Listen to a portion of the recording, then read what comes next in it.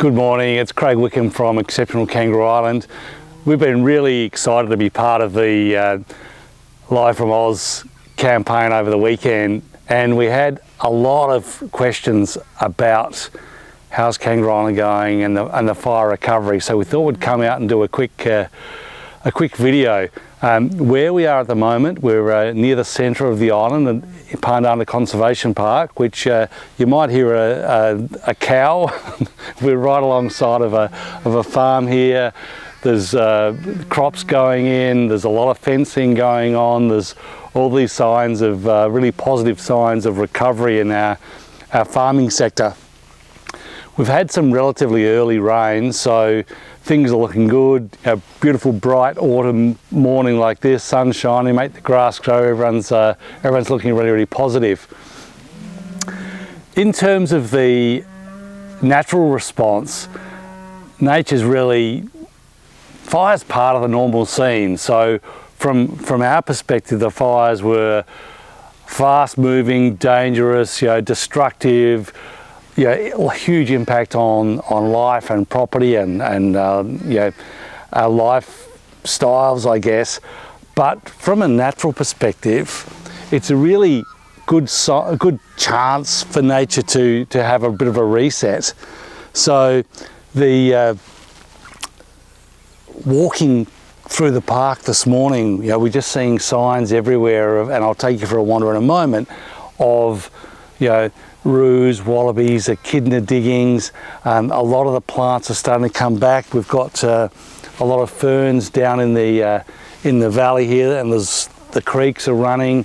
A lot of the ash has sort of been, with the rains, have been accumulating the lower areas and starting to get regeneration of the billions and billions of seeds which drop once the fire dries the individual seed pods for a multitude of seeds across the landscape.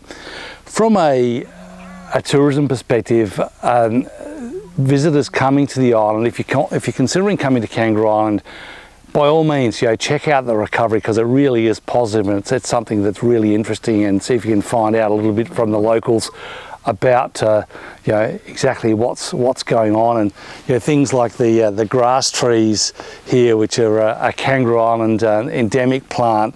They started flowering really, really soon. That the flowers are those bright green spikes in the middle, and I'll show you that in a tick. But they actually have gone beyond being adapted to fire to being dependent upon the fire. So if we don't get a fire, they don't flower. If they don't flower, they don't seed. If they don't seed, there's no next generation. So that's part of, I guess, what we talk about when we're referring to the Australian bush being really resilient in the face of bushfires. From a wildlife perspective, we have had lots of evidence of animals that survived within the fire ground, so little areas that miss being burned. So there's been ecologists go out and do some work with putting cameras up on infrared cameras up, showing signs of activity of bandicoots, sooty dunnarts, plenty of other roos, wallabies, possums, all of our more common species. But some of those animals which we thought maybe were in a bit of trouble, there's plenty of reason for optimism about their populations, and there's been some great work done on providing some protection for them in terms of fencing and little runways for the little tiny dunnarts. From a birding perspective, we've had quite a bit of displacement. Birds being very, very mobile, obviously they can fly. We've had purple gape honeyeaters turn up at home, which normally you only find down the south coast. The glossy black cockatoos have survived and are showing up in higher numbers in slightly different places than what we would have seen them before. So certainly the fires have been have had impact, but nature has responded in its normal manner, and as I say, there's plenty of reason for optimism.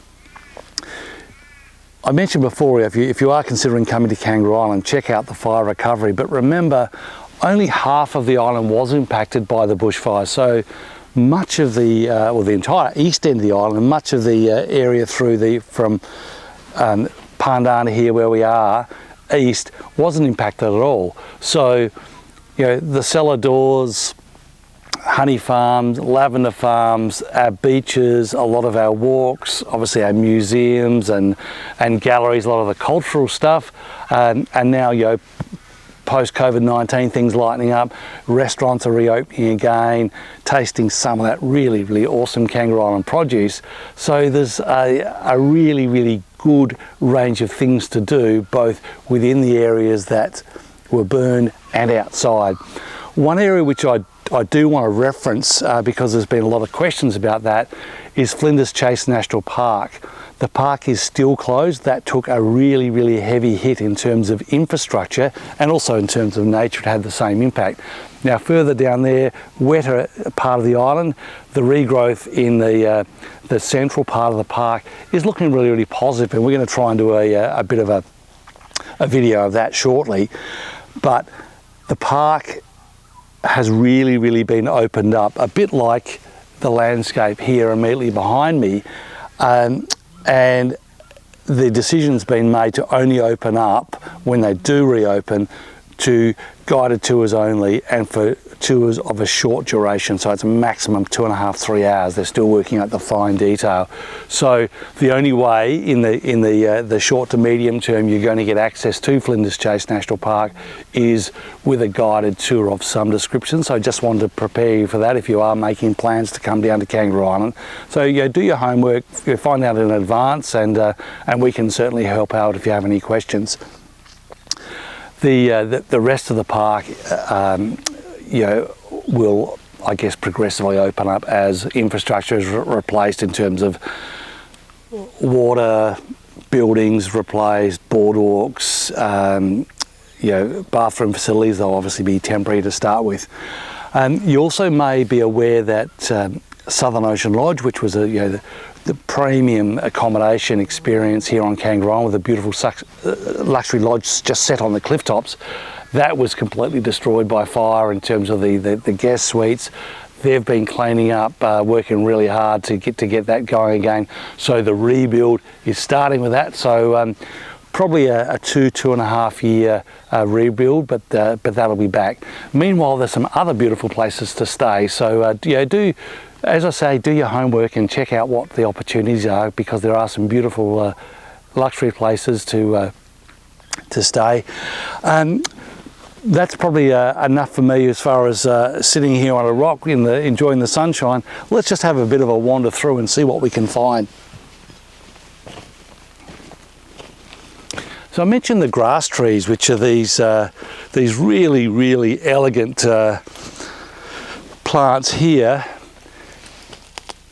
Everything's been burned off below where my hand is here, and so the base of the old leaves make the trunk about 1 metre of trunk height is 100 years. So really, really slow growing.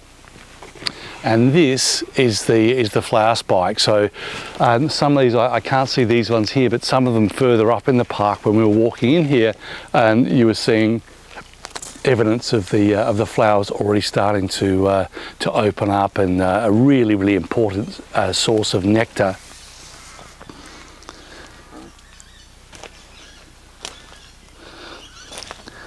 One of the first things to come back into life after fire, which is largely invisible, so people don't really think about it, but is fungus. Come in closer and have a little look here. You can see all these beautiful little, it's a very, very small scale, but beautiful little orange fungi. And so that provides a lot of food. The wildlife is really dependent on that as a food source in the immediate time after the fires. And some more of that fungus here. And there's little tiny footprint. There's paired footprints here, just about this big. That's from the Tamar wallaby, and the Tamars are one of the little guys. They're only a matter of about 5.5 kilos in weight, so really small little species of kangaroo. That's one of two on Kangaroo Island. The other one's a much bigger roo, which is related to the western grey. Here's some basil growth. So this plant here probably an acacia, hakea, sorry, and whilst above the ground it all got burnt off, down below this is starting to grow back again. So that's really starting. And then here, and I'll just move this bit of bark out the way, that's a tiny, tiny new eucalyptus growing here. And then just across here, that's a casuarina. So that's what the glossy black cockatoos feed on.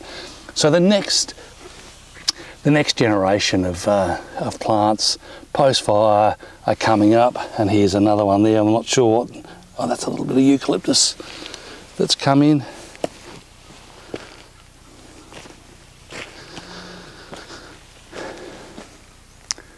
More wallaby tracks through here, and you'll notice if we look up just up this way, all the basal growth. This is a mallee eucalyptus coming back from the base, so they've got a massive root store, a big woody mass under the tree, so you'll get that coming back from the base, but also the epicormic growth coming up the trunk. So this one's a good example here of you've got both basal growth here and then some epicormic buds bursting through there. So yeah, really strong recovery post fire.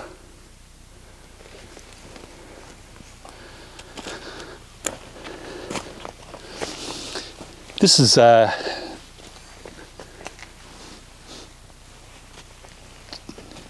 just come around and have a look in here.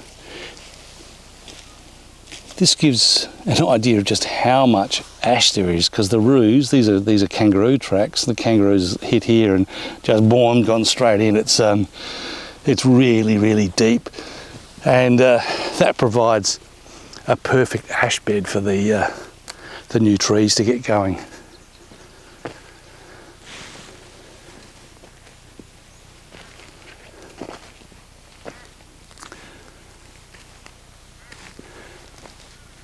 Just sit and listen to the silence for a minute. Beautiful, peaceful morning.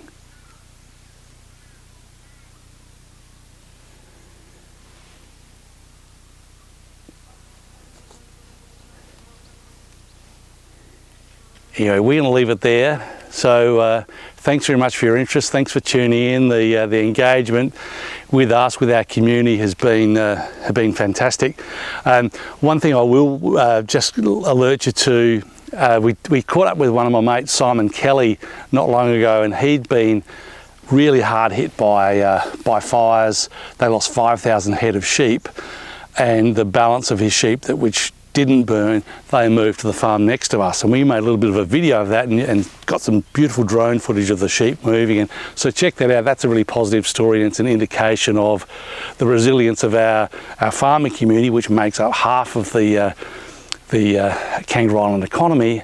And yeah, we'll continue to find ways of just sharing those stories and showcasing that. So thanks for tuning in, much appreciated. Bye from Kangaroo Island.